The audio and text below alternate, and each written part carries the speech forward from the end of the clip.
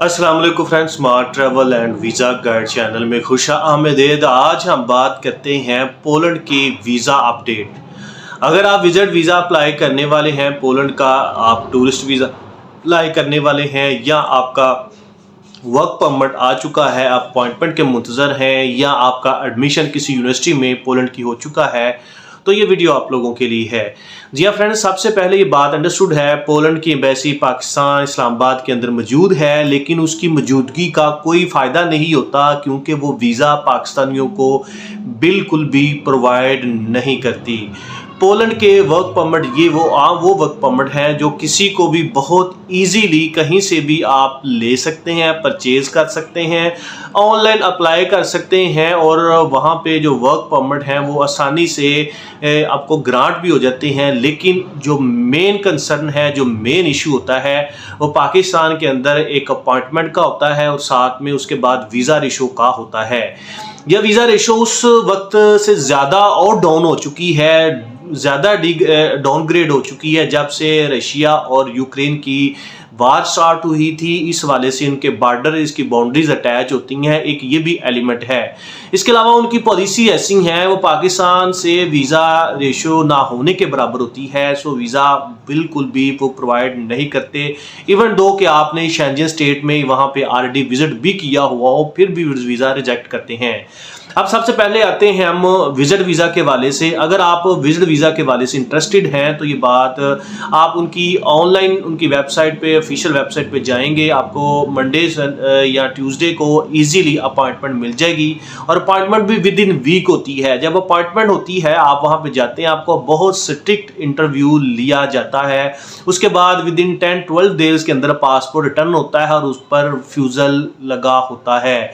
इसके बाद अगर हम पोलैंड के वर्क वीज़ा की बात करें, वर्क परमिट चाहे आप यूएई में हैं, सऊदीया में, गल्फ किसी भी कंट्री में हैं, वहाँ पे तो बहुत इजीली पोलैंड का वर्क परमिट और सस्ता भी मिल जाता है।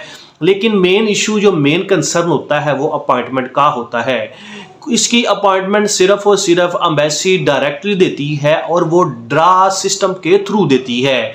आपने ई कनेक्ट वगैरह उनकी जो वेबसाइट है, आप उस पर एक लिंक करेंगे, वहाँ पे प्रोफाइल क्रिएट करने के बाद वर्क परमिट का डाटा, अपना पर्सनल डाटा आप फीड करते हैं। उसके बाद वैलिडेशन के बाद आपको ड्रा के अंदर शामिल कर दिया जाता है। एक महीने में 4 से 5 दफ़ा या 3 से 5 दफ़ा ड्रा होती है और ड्रा के अंदर अगर आपका नाम आ जाता है तो आपको फिर अपॉइंटमेंट प्रोवाइड होती है। जब अपॉइंटमेंट होती है तो अगर आपका ड्रा में नाम नहीं आता तो आपको नेक्स्ट ड्रा में ऑटोमेटिकली शिफ्ट कर दिया जाता है। अल्टीमेटली जब 6-7 माह या 10 माह आप इंतज़ार करते हैं या उस ड्रा के चक्कर में पड़े रहते हैं, तो आपको जब अपॉइंटमेंट मिलती है तो एम्बेसी बड़ी स्ट्रिक्टली, बहुत ही स्ट्रेंज क्वेश्चनिंग करती है और समटाइम इंग्लिश में भी करती है। नो डाउट आपकी नेटिव लैंग्वेज कौन सी है, तो उसके बाद वीज़ा रेशो बहुत ही डाउन होती है, वीज़ा ग्रांट नहीं करते।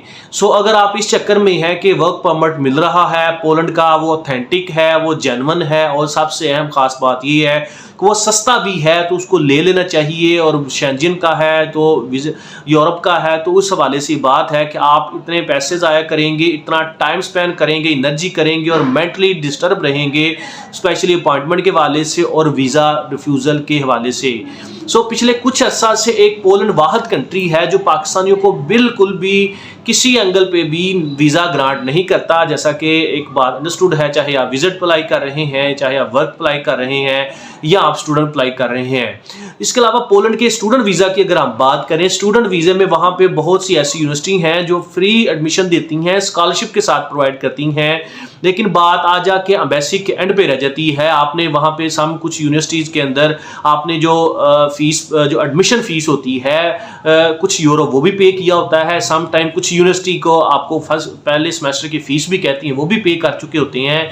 सारी रसीद, सारा एविडेंस, रिसिपिएंट आपके साथ होती है, लेकिन इंटरव्यू में आपको वीज़ा रिजेक्ट कर देते हैं। फिर वहाँ से समटाइम फीसें रिफंड करवाना, वापस मिलना, वो बहुत ही एक हेक्टिक और मुश्किल प्रोसेस होता है।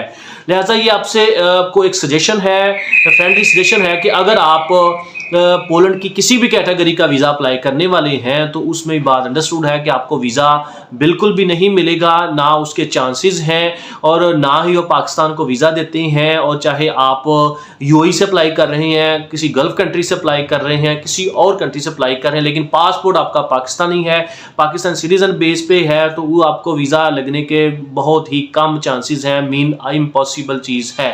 सो मज़ीद इस तरह की इन्फॉर्मेशन के लिए काइंडली इस चैनल को जरूर सब्सक्राइब करिएगा, शेयर करिएगा और बेल आइकन पे क्लिक करिएगा। अल्लाह हाफ़िज़।